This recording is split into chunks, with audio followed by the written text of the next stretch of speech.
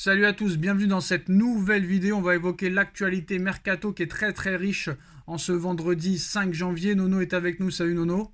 Salut Sacha. Alors Moscardo blessé jusqu'à la fin de la saison, Milan Skriniar blessé jusqu'à la fin de saison, Presnel Kimpembe blessé jusqu'à la fin de saison. Et le mercato d'hiver concernant le Paris Saint-Germain va être complètement fou, à la recherche d'un défenseur central, d'un latéral gauche, possiblement défenseur central polyvalent, et un milieu de terrain sont visés. Il y a 26 jours maintenant pour se renforcer. La blessure de Milan Skriniar qui vient d'être annoncée. Toute la deuxième partie de saison, Milan Skriniar sera sur le côté. Heureusement que le Paris Saint-Germain n'a pas recruté 90 millions d'euros comme ils avaient prévu de le faire à l'été 2022 ou 20 millions d'euros au mercato d'hiver 2023, parce que là on serait vraiment passé pour des pigeons. Même si des erreurs de casting, il y en a dans tous les clubs, on pourrait les citer, mais ça prendrait des heures. Mais très clairement là, Milan Skriniar blessé, est-ce que c'est un mal pour un bien, sachant qu'il n'est pas du tout au niveau depuis le début de la saison? On a évité la catastrophe industrielle de justesse, parce qu'à 80 millions, vu le niveau de Skriniar, on a évité de justesse. Bon, maintenant, comme tu as dit, c'est un mal pour un bien. Vu ses lacunes, vu le niveau, c'est un mal pour un bien, tout simplement. Alors le Paris Saint-Germain va devoir se renforcer en défense centrale, plus beaucoup de joueurs disponibles. Marquinhos, Danilo, possiblement Mukiele, Belardo. Mais est-ce que c'est des joueurs qui ont le niveau Ligue des Champions? J'en suis pas très sûr. Il y a Mukiele qui peut jouer en défense centrale aussi, mais est-ce qu'il va le faire? Et Théo Hernandez aussi, mais sachant qu'il n'y a pas de latéral gauche pour le moment, Théo Hernandez restera à gauche. Alors possiblement, le Paris Saint-Germain veut un milieu de terrain, veut un latéral gauche. Alors ce qui est la bonne nouvelle, Nono, c'est que Nuno Mendes devrait revenir début février, mais le Paris Saint-Germain quand même cherche un latéral gauche, sachant que Monsieur Nuno Mendes est très très très fragile et peut rechuter à tout moment.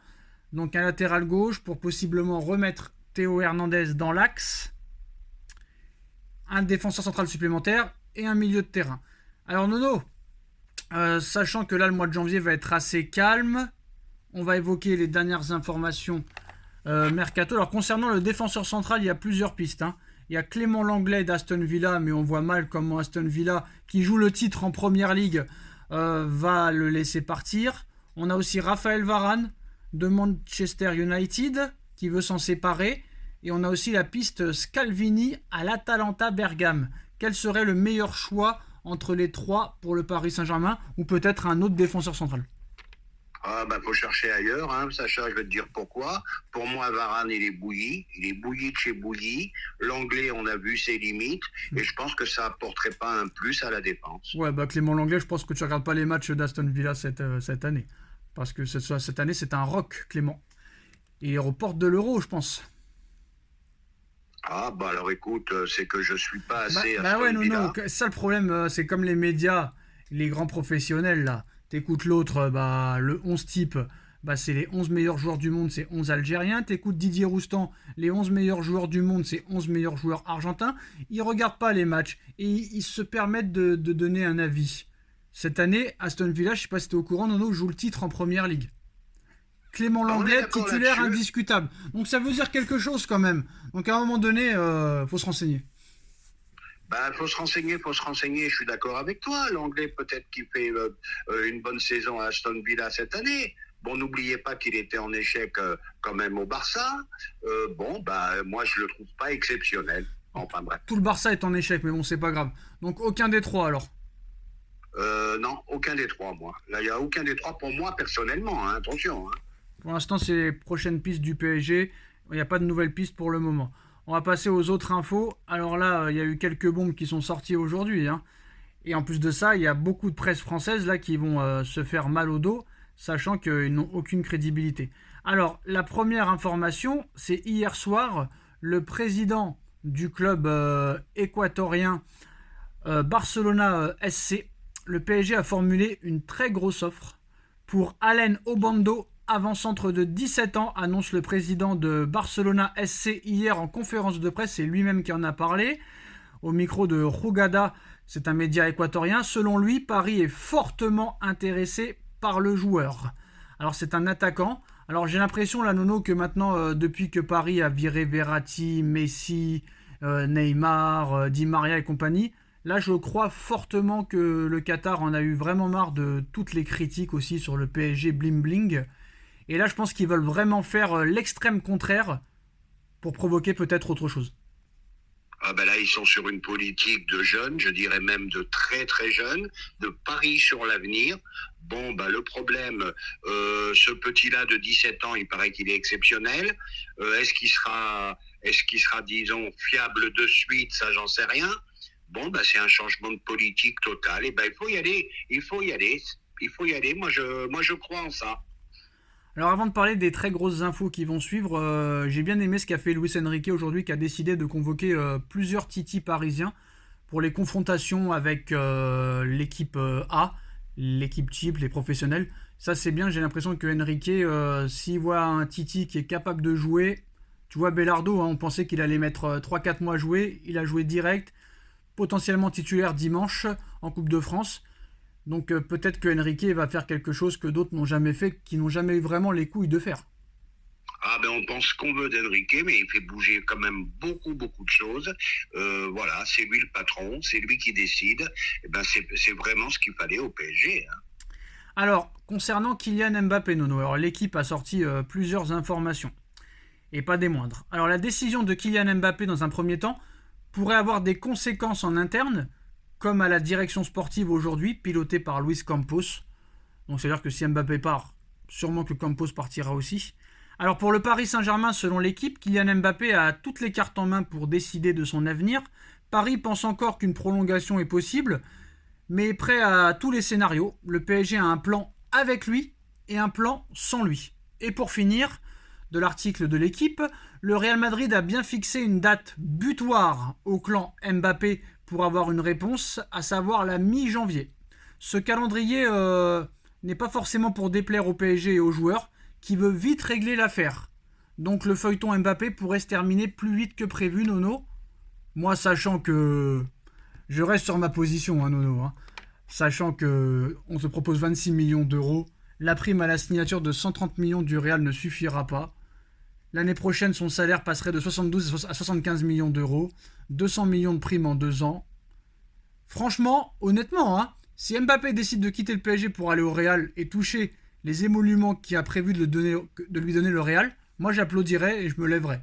Parce que ça veut dire que vraiment le gars a choisi le sportif, hein, très clairement. Franchement. Mais j'y crois pas une seule seconde. Mais j'y crois pas une seule seconde et pour moi il prolongera au Paris Saint-Germain. Ah ben moi j'y crois plus non plus. Bon ben ça voudrait dire, parce que qui peut s'asseoir sur autant d'argent? Bon ben ça voudrait dire, comme tu as dit, qu'il préfère le sportif à l'économique.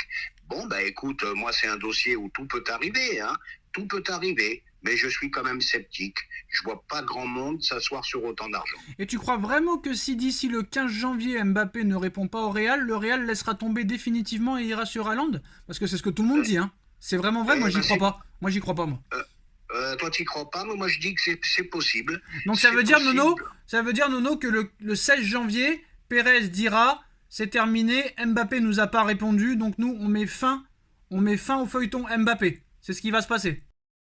Donc le 16 janvier, il n'a pas répondu à l'ultimatum, donc Pérez en conférence de presse nous dit Mbappé c'est terminé, on n'en veut plus, on a d'autres priorités, on va pas passer notre temps à discuter, on arrête de discuter, on arrête de négocier, le feuilleton Mbappé est terminé. Tu penses vraiment que le 16 ou 17 ou 20 janvier, Pérez va dire ça à un média ou en conférence de presse? Moi j'y crois pas 2 secondes. Et toi? Peut-être pas à cette date-là, mais ils vont avoir besoin d'une réponse assez rapide quand même, parce qu'ils veulent pas encore manger la banane, hein. Ça fait 2-3 fois déjà. Et puis s'ils veulent se retourner sur Haaland, si ça se fait pas, il leur faudra malgré tout une réponse rapide. Non mais non, tu crois que Mbappé va dire qu'il va signer au Real 6 mois avant de partir, mais les matchs au Parc des Princes seront impossibles pour lui. Ils vont descendre sur la pelouse, ils vont lui couper la tête. C'est la vérité. Alors, je vais te dire, si c'est dans ces cas-là, ça voudra dire que Mbappé prolongera.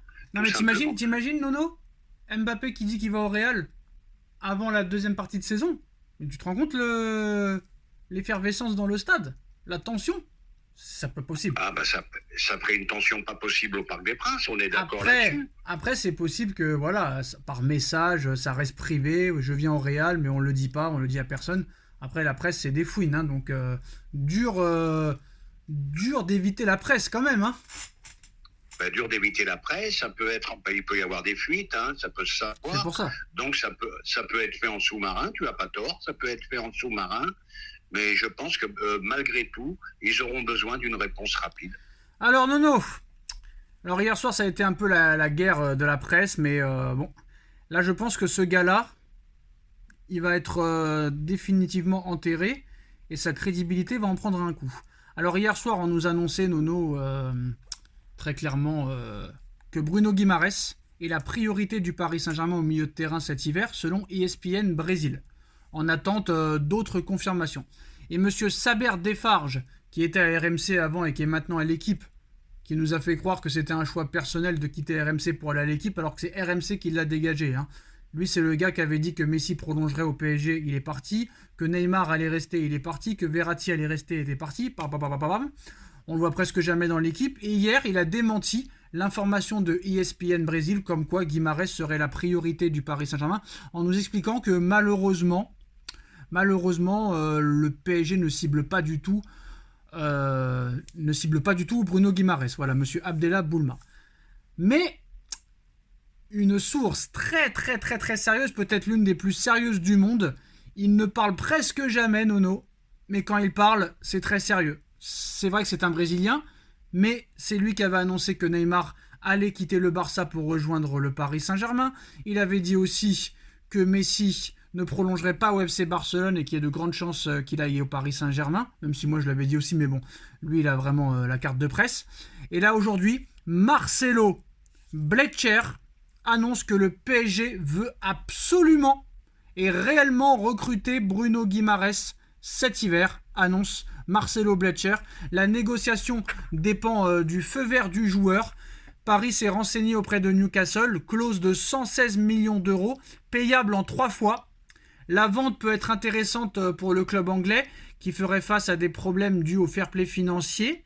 Paris va quand même essayer de négocier un prix moindre, mais si jamais Newcastle refuse, Paris activera la clause libératoire. Et si Bruno Guimaraes accepte de quitter Newcastle pour le Paris Saint-Germain, Newcastle n'aura pas son mot à dire et Bruno Guimaraes sera parisien. Tout dépend maintenant, Nono, de Bruno Guimaraes. Sa volonté déterminera si oui ou non le transfert peut se conclure. En tout cas, le Paris Saint-Germain pousse très très très fort à insister Marcelo Blecher. Est-ce que le Paris Saint-Germain doit activer la clause libératoire de Bruno Guimaraes, qui selon moi, Nono, serait la recrue idéale au milieu de terrain. Pourquoi ? Parce que déjà, il a fait 2 gros matchs contre le Paris Saint-Germain en première partie de saison. Il a fait une saison exceptionnelle l'année dernière en Première Ligue. Et surtout, il connaît la Ligue 1, vu que c'est un ancien Lyonnais. Très clairement, pour moi, il faut y aller les yeux fermés. Maintenant, c'est à lui que la décision appartient. Ça serait une plus-value évidente. Hein. Et puis voilà, un titulaire en puissance qui apporterait un plus à l'équipe. Bon, ces sources-là me paraissent plus fiables que Saber Départ. Mais non, t'as pas compris. ESPN Brésil hier disait que Paris, comme priorité, avait Guimaraes. Mais Saber Defage a démenti l'information. Mais lui, il dément toujours. Et à l'arrivée, ça se fait quand même. Et après, Marcelo Blecher, qui est une référence dans la presse Mercato, annonce que Paris va tout faire pour recruter Bruno Guimaraes et que c'est le joueur qui doit décider, vu que Paris est prêt à activer la clause. C'est pour ça que je te dis, ça me paraît fiable. Et puis bon, Guimaraes, il n'y a rien à dire. Hein. Là, c'est vraiment ce qu'on appelle un renfort, une plus-value à l'équipe et qui apporte un plus, tout simplement. Alors maintenant, est-ce que Guimaraes pourrait accepter de quitter Newcastle pour Paris ? J'ai envie de dire oui.